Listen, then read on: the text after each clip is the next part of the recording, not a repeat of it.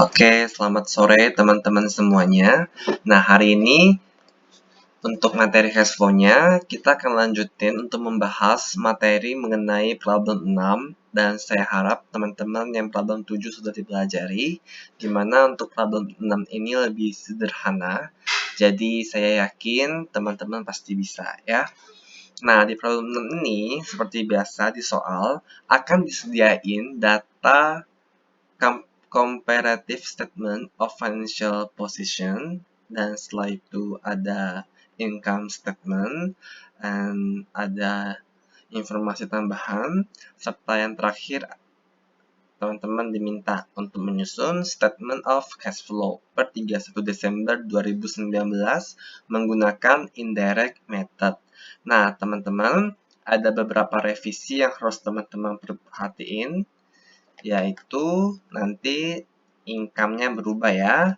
Teman-teman bisa lihat di sini menjadi 196.8750. Terus nanti kata-kata goodwill diganti menjadi franchise. Oke?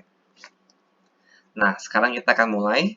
Seperti biasa di sini saya tuliskan kembali data comparative statement of financial position-nya supaya bisa langsung dicari kenaikan atau penurunan dari item atau akun-akun tersebut.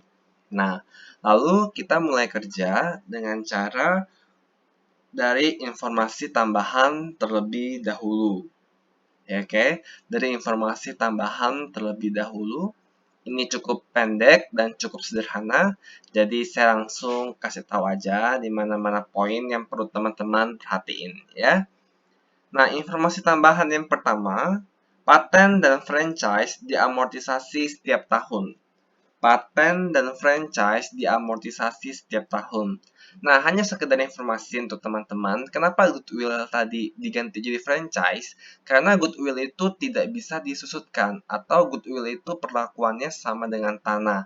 Jadi, tidak ada penurunan nilai atas goodwill. Makanya, kita ganti jadi franchise ya. Nah, kalau kalian teman-teman lihat, terjadi penyusutan tiap tahun. Nah, sini paten dan franchise teman-teman kan lihat tuh dia turun kan, turun 2,5 sama turun 5. Ditambahin aja 7,5. Nah, penurunan itu pasti akibat dari amortisasi. Nah, karena diamortisasi, ingat bahwa amortisasi itu non-cash expense. Kalau non-cash expense, makanya akan ditambahkan kembali jika di cash flow seperti itu. Oke, makanya di sini amortization expense-nya bertambah sebanyak 7.500.000 ya. Yang udah saya biruin. Oke, terus saya lupa tadi net income. Masukin aja, ambil dari data di soal. Ingat ada revisi di mana menjadi 100.968.750. Ya, kita masukin sini 100.968.750. Oke. Nah, sekarang berarti yang ini sudah selesai. Kita lanjut ke informasi tambahan nomor 2, di mana Chlorine Co mengumumkan laba sebesar 250 juta dan membagikan dividen sebesar 75 juta. Nah, teman-teman, pertama yang harus diperhatiin adalah lihat dulu nih, berapa persentase kepemilikannya. Ini saya tandain ya, yang udah saya tandain. Nah, persentase kepemilikan di Chlorine adalah 30%. Nah, kalau misalnya di atas 20% atau sama dengan 20% sampai 50, makanya dia menggunakan equity method. Benar ya? Nah, dengan equity method tersebut, maka kita kalau pas penerimaan dividen ya. Nah, kita dari pengumuman laba dulu. Di pengumuman laba, berarti laba yang diumumin adalah sebanyak 250 juta. Nah, kita kalikan dulu dengan kepemilikannya 30%. Maka pada saat pengumuman laba, dapatlah 250 juta kali 30% sama dengan 75 juta. Jurnalnya adalah share investment pada revenue from share investment. Oke ya. Nah, terus pada saat pembagian dividen, karena dia kepemilikannya 20-50, yaitu 30%, maka jurnalnya adalah cash pada share investment. Ya, ini ada kesalahan. Harusnya cash pada share investment. Nah, caranya sama, yaitu di mana dividen yang dibagikan adalah 75 juta. Nah, kalau 75 juta, makanya tinggal 75 kali 30%. Dapatlah 22 juta 500. Ya. Nah, kita tinggal masukin aja di sini, teman-teman. Revenue from share investment, 75 juta. Terus, yang berikutnya, dividen revenue, 22 juta 500. Nah, sebenarnya untuk dividen revenue ini optional aja sih. Teman-teman bisa masukin ke dalam operating activities. Tapi kalau misalnya berdasarkan kunci jawaban, ini masuknya itu di investing activities dengan alasan karena dia itu kepemilikannya 30% dan dikategorikan sebagai non-current asset. Nah, tapi kalau misalnya teman-teman masukin ke operating itu nggak masalah. Ya, jadi nanti kalau misalnya kalian ke operating ataupun teman-teman ke investing, saya benerin untuk peletakannya. Tapi kalau saya bisa lebih suggestion, sebenarnya lebih ke operating. Ya, kayak gitu. Cuma optional aja untuk teman-teman. Nah, berarti informasi tambahan kedua udah selesai ya. Di sini adalah mengenai pengumuman laba dan pembagian dividen jika investasinya itu yang dikepemilikan 20-50%. Nah, sekarang untuk informasi tambahan nomor 3, yaitu ada penjualan peralatan. Ya, ada penjualan peralatan dengan harga 25 juta. Jadi harga perolehannya itu yang 25 juta dijual pada oleh perusahaan pada 25 Desember 19. Fair value dari peralatan tersebut 6.687.500 atau anggapannya dijual dengan harga 6.687.500. Nah, peralatan ini diperoleh pada tanggal 1 Juli 17, disusutkan dengan menggunakan metode double declining, masa manfaat 4 tahun dan nilai sisa sebesar 5 juta. Nah, di sini berarti yang teman-teman perlu perhatiin adalah kita hitung dulu nih double declining-nya. Sebenarnya kalau teman-teman nggak hitung double declining-nya juga nggak masalah. Kenapa? Karena data equipment diketahui 25 juta. Gain on sale of equipment-nya juga diketahui teman-teman 2 juta. Diketahui dari mana? Dari soal. Kalau kalian lihat soal, ya, lihat soal di sini kan ada data income statement nih. Nah, ini udah diinformasikan semua. Jadi teman-teman di sini karena sudah diinformasikan semua, harusnya teman-teman bisa ambil angka-angka dari sini untuk di jurnal, ya. Jadi sudah dipermudah dengan informasi tambahan tersebut. Terus cash-nya sudah diketahui, yaitu nilai fair value-nya, maka kan tinggal cari sisanya, 20.312.500, ya. Nah, karena kita ingin membuktikan, benar nggak sih jawabannya sekian, kita bisa hitung di sini. Cari dulu rate-nya, yaitu 200%, 200 dibagi 4, dapat 50%. Nah, teman-teman dapat hitung. Ya, saya harap teman-teman udah bisa hitung ini, sudah saya uraikan caranya. Dan teman-teman ketika sudah hitung, dapatlah 20.312.500 ya. Nah, jurnalnya jurnal kayak biasa. Nah, di sini kita lihat nih di equipment-nya. Saldo awal 70 juta, saldo akhir 85 juta. Nah, kita ada jual 25 juta ya. Nah, di awal 70, di ending harus jadi 85. Kita pernah jual 25, berarti ada penambahan equipment sebesar 40 juta seperti itu ya. Nanti teman-teman bisa plus minuskan hingga hasilnya menjadi 40 juta. Nah, kalau diakumulasi DP-nya gini, saldo awal 22.500, saldo akhirnya 9.687.500. Terus ketika kita jual, akumulasi depresiasi kita berkurang sebesar 20.312.500.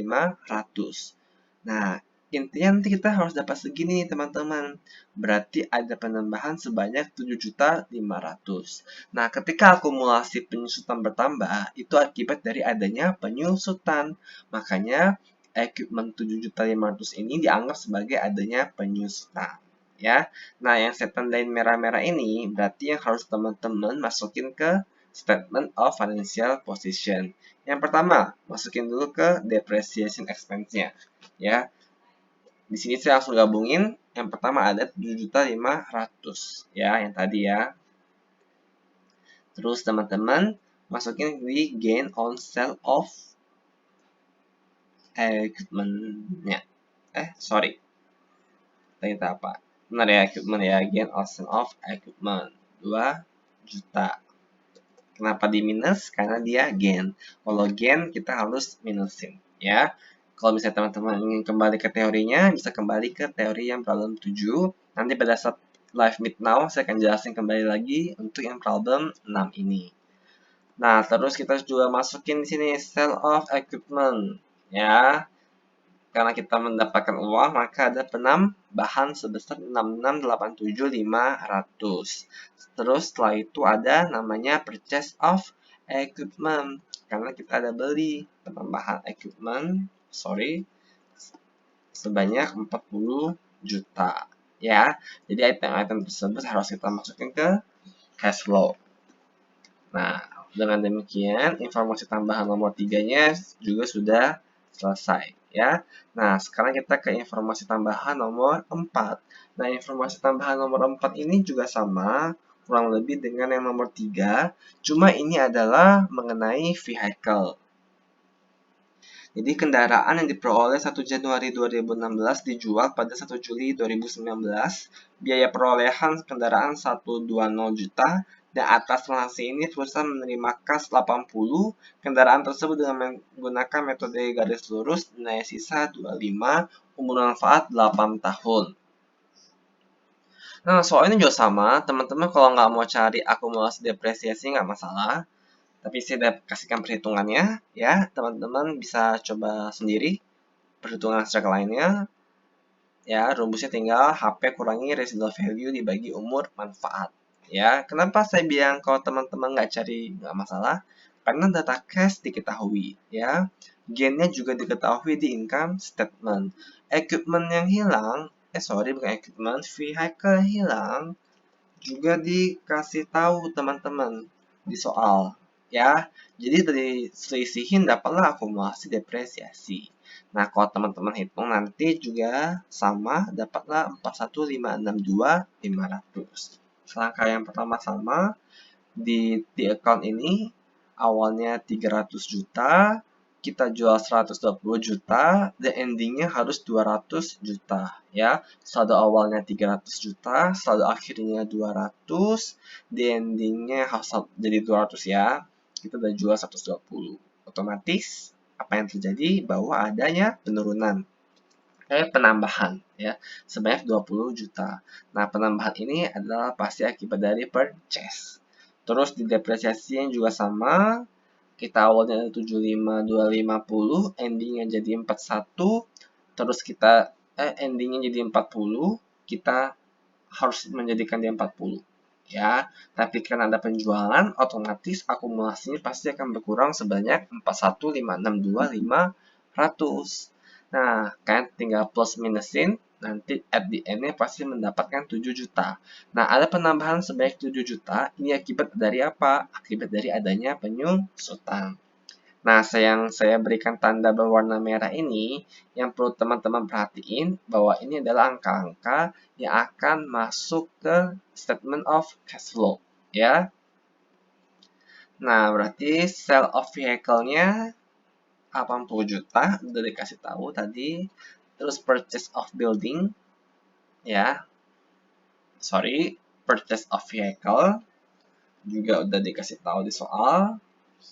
Dengan cara kita mencarinya melalui di account, ya. Terus juga tadi ada gain on sale of vehicle-nya 1.562.500. Terus di depresiasinya jangan lupa ditambahkan sebanyak 7 juta. Oke. Nah, informasi tambahan nomor 4-nya juga sudah selesai mengenai vehicle. Nah, sekarang adalah informasi tambahan nomor 5. Nah, nomor 5 ini, teman-teman harus mencari tahu nih berapa nilai penyusutannya. Kenapa? Karena dikasih tahu gedung dijual pada 20 Desember 2019 dengan memperoleh kerugian sebesar 15 juta. Loss-nya sudah diketahui 15 juta. Gedung diperoleh 5 Januari 15 dengan manfaat 25 tanpa nilai sisa. Terus dikasih tahu nih, pada tahun ini perusahaan juga membeli pembelian gedung dengan harga 110 juta tunai. Jadi teman-teman, di soal udah dikasih tahu bahwa ada pembelian building secara tunai yaitu sebesar 110 juta. Nah, dapatlah building pada cash 110 juta ini. Oke? Nah, ketika ini udah, berarti teman-teman harus tahu nih, berarti berapa yang dijual. Nah, teman-teman balikin. Teman-teman ada 350. Beli 110. Endingnya harus menjadi 250. Berarti yang hilang berapa? Yang hilang berarti 210 juta. Oke, nanti building yang hilang adalah sebesar 210 juta. Otomatis ini sudah diketahui, buildingnya hilang, loss-nya juga diketahui. Nah, sekarang teman-teman tugasnya apa lagi selain itu? Mencari penyusutannya. Ya, carilah akumulasi penyusutan yang hilang akibat penjualan building ini.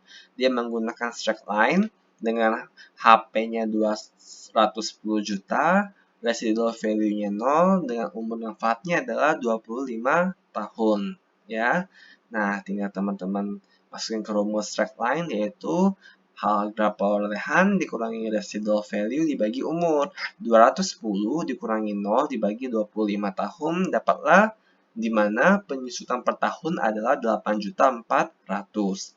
Nah, akumulasi yang terjadi karena perolehannya itu di awal tahun 2015 dan dijualnya pada akhir tahun 2019, yaitu pada tanggal 20 Desember, makanya 2019-nya juga selama setahun.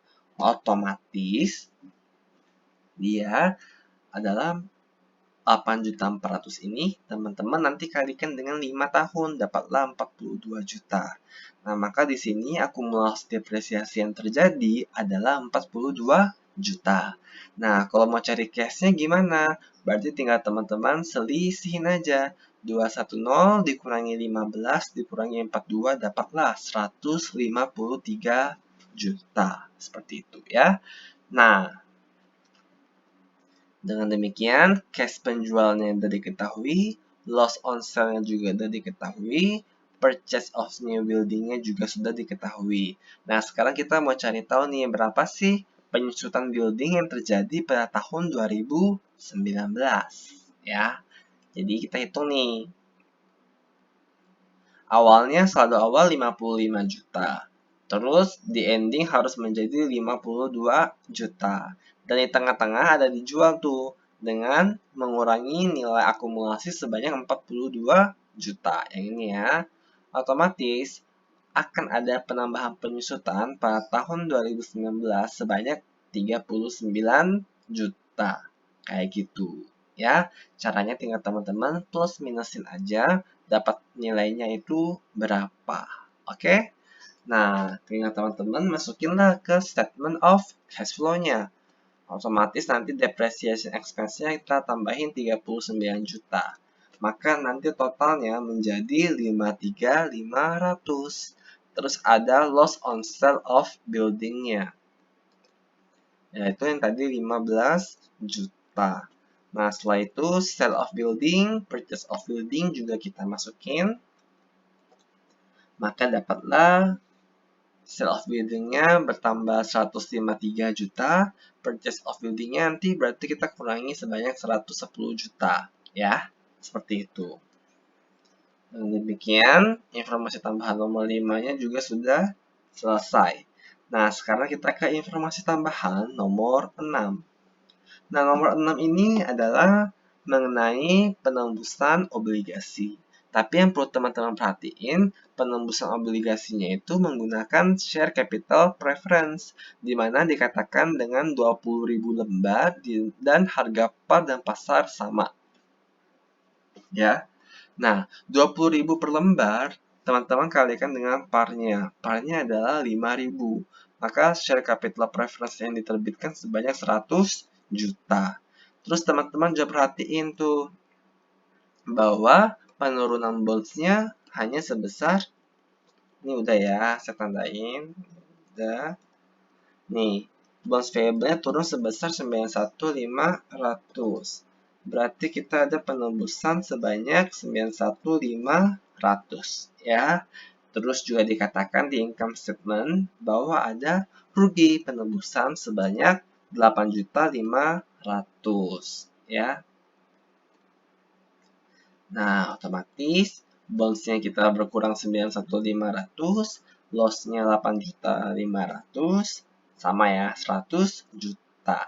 Nah, karena ini kategorinya adalah sebagai non-cash transaction atau non-cash activities, makanya di sini kita tidak masukin ke cash flow. Tapi kita masukin ke cash flow hanya sebagai notes of financial cash flow-nya, ya. Nah, tapi jangan lupa di sini loss on redemption bonds-nya harus kita masukin. Kenapa? Karena loss on redemption bonds ini merupakan komponen dari net income, ya. Makanya kalau dia loss, kita masukin di sini, ya. Kita tambah. Oke ya. Selesai. Nah, di sini saya tandain dulu. Tadi ini semua juga sudah selesai. Ya. Terus oke. Kita lanjut lagi ke informasi tambahan nomor 7 karena nomor 6-nya udah selesai. Nah, kalau di nomor 7 ini adalah adanya pembagian dividen tunai, ya. Kalau misalnya dividen tunai, berarti dividen itu dibagikan secara keseluruhan menggunakan cash, ya. Nah, di awal return earning-nya itu 129 juta. Di ending harus menjadi 150 juta. Oke. Nah, terus pada akhir tahun ada penambahan net income sebesar 196.850 ya. Ini diketahui dari income statement, dikasih tahu bahwa ada penambahan net income 100 juta sekian. Nah, di ending kita harus menjadi 150. Berarti kita kurangin plus minuskan, maka dapatlah 79.968.750. Ingat, return earning bertambah karena net income, berkurang karena dividen.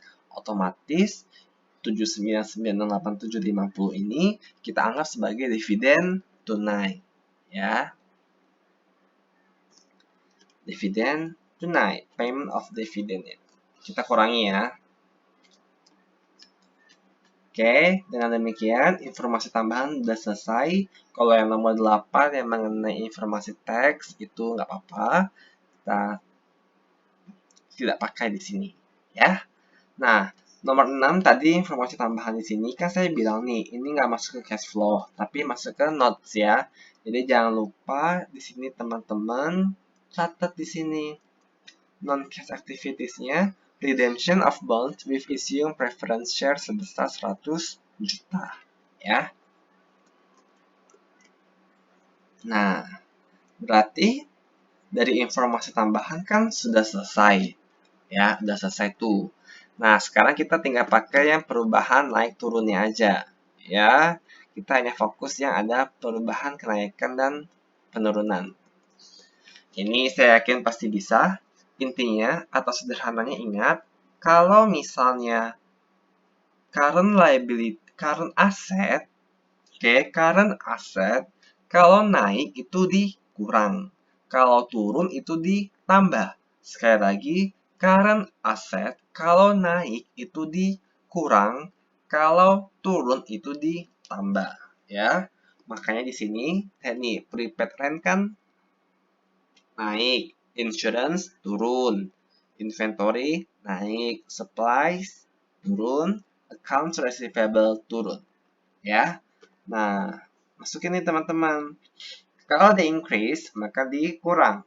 Decrease ditambah, increase kurang lagi, decrease ditambah, decrease in accounts receivable ditambah.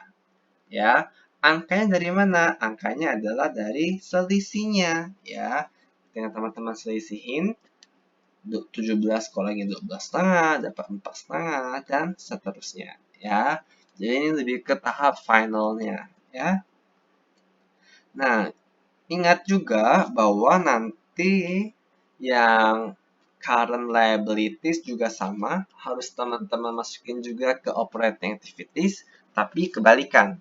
Kalau tadi current asset naik dikurang turun ditambah, kalau current liability itu berbanding lurus. Kalau naik ditambah, kalau turun dikurang. Ingat ya, kalau current liability, kalau naik ditambah, kalau turun dikurang. Makanya di sini kalau increase kita tambah, decrease kita kurang. Oke, angkanya dari mana? Angkanya sama, ambil dari selisihnya. Nanti teman-teman jumlahin nih semua yang operating activities, dapatlah 148, 741, 250. Nah, yang tadi financing activities juga udah selesai ya, karena tidak ada lagi NCA-nya. Oke, ini udah selesai.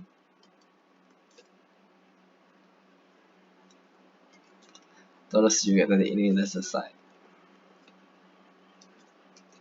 Oke, nah sekarang nih teman-teman tambahin juga sama, dapatlah 92.187.500. Ingat kalau hasilnya positif berarti net cash provided, kalau negatif net cash use. Karena ini activities operatingnya positif, maka net cash provided by operating activities. Kalau ini berarti net cash provided by investing activities, ya. Terus yang cash flow from financing activities-nya, teman-teman bisa lihat di sini masih ada yang belum nih. Kecuali return earning ya, return earning udah tadi, dividen. Lihat nih, share capital-nya. Tidak ada informasi tambahan mengenai share capital, tapi nilainya itu meningkat teman-teman. Premiumnya juga meningkat. Maka, kita dapat mengasumsikan bahwa perusahaan ini, awake company ini, ya, ada menerbitkan saham biasa dengan cara dijual, ya, maka mendapatkan uang. Maka kita bisa asumsi jumlahnya adalah cash pada share capital 60 juta, share premiumnya 1,675. Kalau kita tambahkan, maka nilainya adalah 61,675. Maka dapat kita asumsikan bahwa kita menambah cash sebanyak 61,675 akibat dari penerbitan share capital ordinary. Kayak gitu ya. Jadi, ini kita asumsi bahwa ada penjualan share capital karena tidak ada informasi tambahan mengenai ini. Terus yang terakhir kita lihat nih bank loan. Bank loannya turun 200 juta.